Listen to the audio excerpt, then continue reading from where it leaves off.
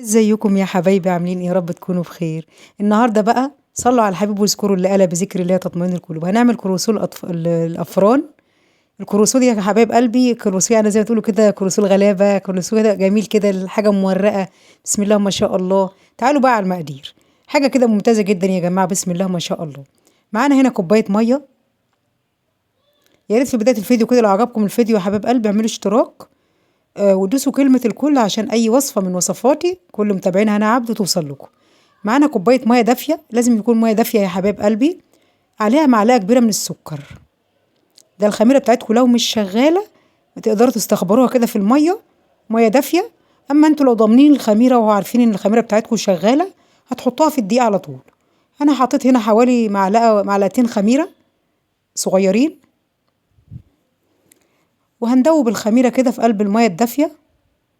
يا ريت كده تصلوا على النبي وتذكروا الله، واللي حطوا لايك كده يا عسل، حط لايك يا عسل كده عشان اللايك بيرفع الفيديو. الله يبارك لكم كده، حطوا اللايك عشان اللايك بيرفع الفيديو. حبايبي واخواتي في الله، انا بحبكم وبحب كومنتاتكم الجميله. بحبكم والله، تكتبوا لي في الكومنتات كلام حلو كده وبتشجعوني وبتحفزوني ان انا استمر في النشر. بحبكم في الله يا حبايب قلبي، وكل سنه وانتم طيبين. رمضان على الابواب اهو.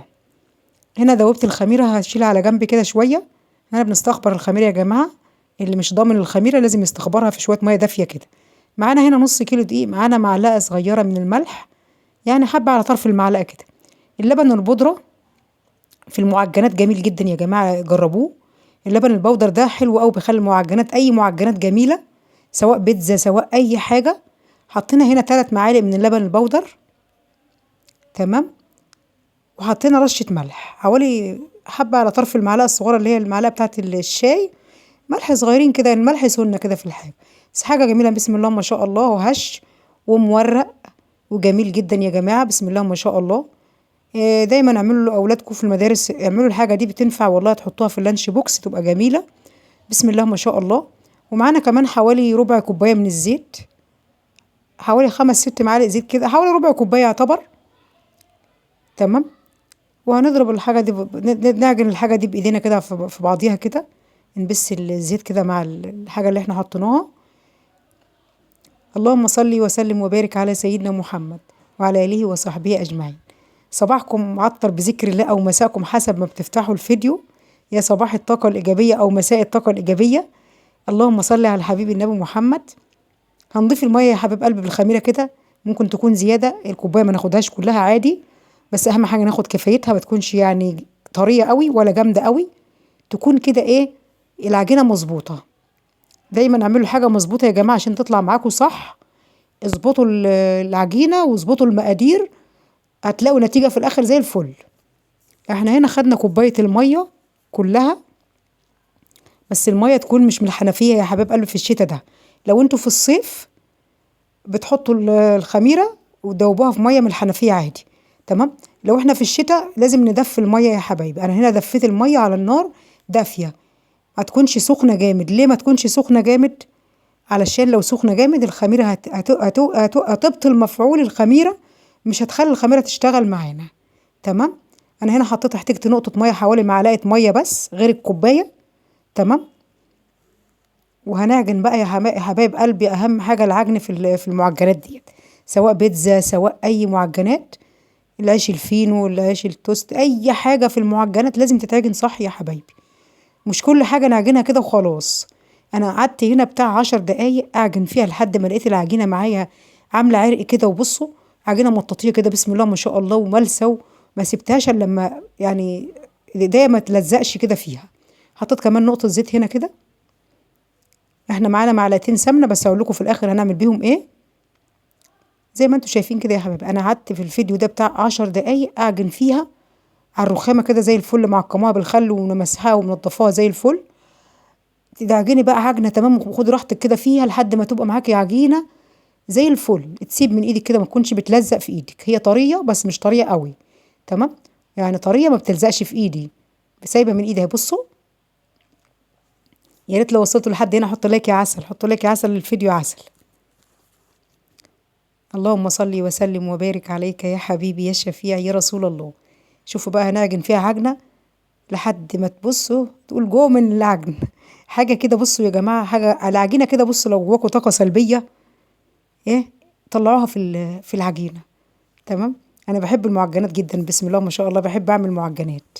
حاجه كده سهله وحاجه خفيفه يعني انت في الشتاء كده اعمل البيت خير كده يا ست الكل، وعيالك المدارس هتحطها في اللانش بوكس للعيال، تبقى جميله جدا بسم الله ما شاء الله، وسهله وسريعه واقتصاديه.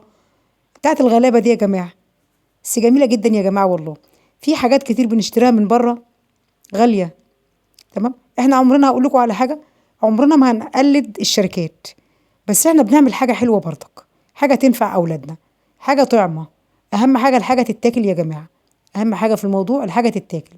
بس انا عايزه اقول لكم فكره، المصانع شيء والشغل البيتي دوت والحاجه البيتي دي تبقى جميله جدا والله. يا ريت تجربوها كده وقولوا لنا رايكم ايه. هنا بعد ما عجناها عجنه تمام كده، هندهن الطاجن كده ماده دهنيه، وهنحط العجينه تختمر كده. احنا في شتاء، العجينه ممكن تقعد ساعه معانا واكتر. لو في الصيف والله بعد ما بعجنها بكام دقيقه بص لها الحاجه ايه، بسم الله ما شاء الله، وخمرت وزي الفل. هي بتخمر بس بتاخد وقت في الشتاء. هنحط كده انا هنا غطيتها بفوطه، وبعد ما اختمرت كده معانا بسم الله ما شاء الله. انا كنت غطيتها بفوطه يا حبايب، بس المقطع ده اتحذف تقريبا من مقطع الفوطه ده، اتحذف مني. لازم تغطوها بفوطه، فوطه مطبخ نظيفه كده تخمر بسرعه. لو دفيت معانا بتخمر في الشتاء في ثواني، ما تاخدش كتير قوي. تمام. معانا هنا النشابه كده، هنفرد العجينه سمك رفيع كده، مش رفيع قوي ولا تخين قوي.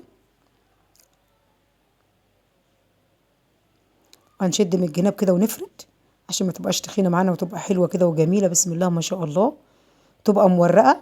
هقول لكم بقى السر في التوريقه بقى، الحاجه الحلوه ديت، ومن غير زبده من غير اي حاجه، بسمنه هنشتغل فيها وتبقى زي الفل. مش انا بقول لكم اقتصاديه بتاعت الغلاب، هنشتغل بسمنه، مش شرط يكون زبده.